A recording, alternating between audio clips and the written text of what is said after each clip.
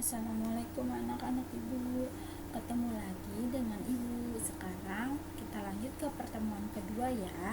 Masih dengan sejarah masuknya Islam di Nusantara, disusun oleh Bu Husnul Khotimah. Standar kompetensi 3.1 Memahami sejarah masuknya Islam di Nusantara melalui perdagangan, sosial, dan pengajaran. Kompetensi dasar 1. Menyadari bahwa berdakwah adalah kewajiban setiap muslim. 2. Meneladani sikap arif dan bijaksana sebagaimana implementasi mengenai sejarah masuknya Islam di Nusantara. 3. Memahami sejarah masuknya Islam di Nusantara. 4. Memaparkan alur perjalanan para pedagang Arab dalam berdakwah di Indonesia. Tujuan pembelajaran 1. Menyebutkan media penyebaran Islam di Indonesia. 2. Menyebutkan metode penyebaran Islam di Indonesia. 3. Menjelaskan respon masyarakat Indonesia atas kedatangan Islam. Proses masuk dan berkembangnya Islam di Indonesia. Kemarin kan kita sudah membahas kedatangan Islam di Indonesia. Yang sekarang kita bahas atau yang akan ibu bahas tentang penyebaran Islam di Indonesia. Nah, di sini kita bagi lagi menjadi media dan metode apa saja penyebaran Islam yang digunakan pada waktu itu. Nah, sebelum kita sebutkan melalui apa saja sih penyebaran Islam yang ada di Indonesia atau Nusantara, kita simak dulu alasan mengapa Islam sangat mudah diterima di masyarakat Nusantara. Yang pertama, syaratnya itu cukup mudah, hanya mengucapkan 2 kalimat syahadat. 2. Tata cara ibadahnya juga sangat sederhana. 3. Islam tidak mengenal yang namanya pelapisan kasta atau tahta. Masuknya Islam tentunya didasarkan dari interaksi antar penduduk yang menggunakan beberapa pola kegiatan yang dilakukan, di antaranya 1. Melalui jalur perdagangan. 2. Melalui jalur perkawinan. 3. Melalui jalur pendidikan. 4. Melalui jalur tasawuf. Dan yang terakhir melalui jalur kesenian. Kita simak baik-baik penjelasan berikut ini ya. 1. Jalur perdagangan. Jalur perdagangan dimulai pada abad ke-7 Masehi hingga abad ke-16 Masehi yang melibatkan pedagang-pedagang Arab, Persia, dan India. Proses ini sangat menguntungkan karena para raja dan bangsawan turut serta dalam aktivitas perdagangan tersebut. Dalam agama Islam, semua orang Islam adalah penyampai ajaran Islam.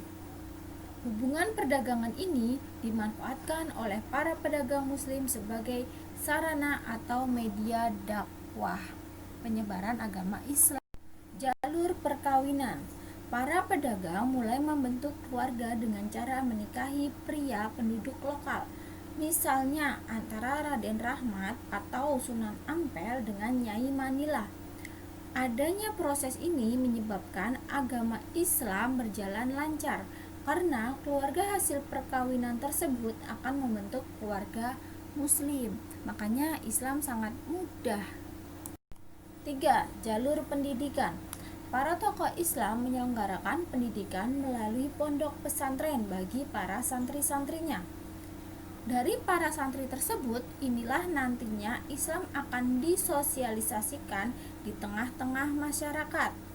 Di antara lembaga pendidikan pesantren yang tumbuh pada masa awal Islam di Jawa adalah pesantren yang didirikan oleh Raden Rahmat di Ampel Dinta. 4.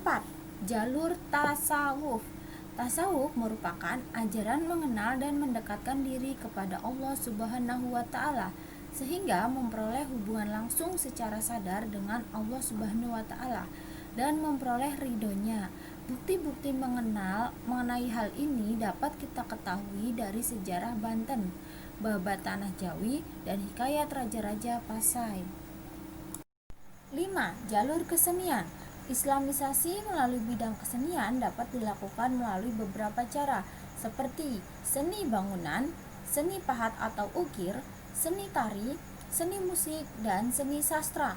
Saluran seni yang paling terkenal pada waktu itu adalah melalui pertunjukan wayang, yang dicontohkan oleh Sunan Kalijaga adalah tokoh yang paling mahir dalam mementaskan wayang. Sunan Kalijaga hanya meminta kepada para penontonnya untuk mengikutinya dan mengucapkan 2 kalimat syahadat. Latihan soal di buku SKI.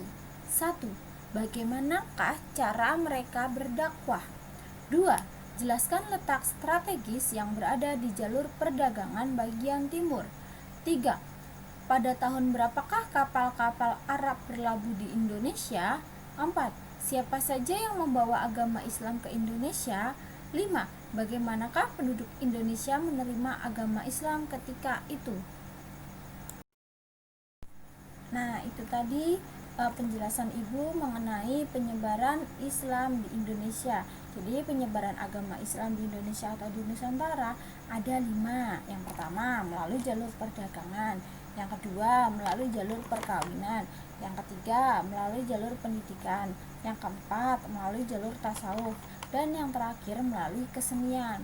Nah, kalian buka lagi buku halaman 8 sampai 12 paket ya, kalian baca-baca lagi dan boleh dicatat hal-hal yang penting. Jangan lupa soalnya dikerjakan dan dikirim melalui GC, akan Ibu langsung nilai. Terima kasih, sampai berjumpa kembali di pertemuan selanjutnya. Wassalamualaikum warahmatullahi wabarakatuh.